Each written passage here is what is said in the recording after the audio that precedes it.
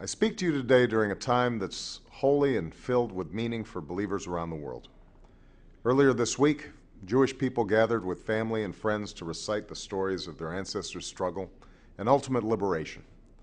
Tomorrow, Christians of all denominations will come together to rejoice and remember the resurrection of Jesus Christ. These are two very different holidays with their own very different traditions, but it seems fitting that we mark them both during the same week. For in a larger sense, they are both moments of reflection and renewal.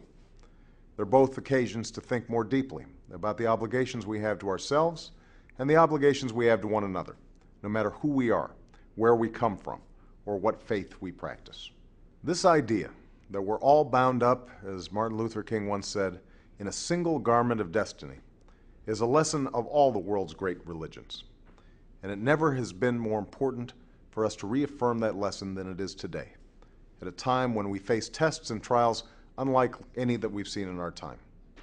An economic crisis that recognizes no borders. Violent extremism that's claimed the lives of innocent men, women, and children from Manhattan to Mumbai.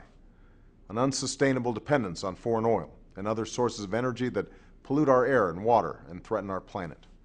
The proliferation of the world's most dangerous weapons, the persistence of deadly disease, and the recurrence of age-old conflicts. These are challenges that no single nation, no matter how powerful, can confront alone. The United States must lead the way, but our best chance to solve these unprecedented problems comes from acting in concert with other nations. And that's why I met with leaders of the G20 nations to ensure that the world's largest economies take strong and unified action in the face of the global economic crisis. Together, we've taken steps to stimulate growth, restore the flow of credit, open up markets, and dramatically reform our financial regulatory system to prevent such crises from occurring again.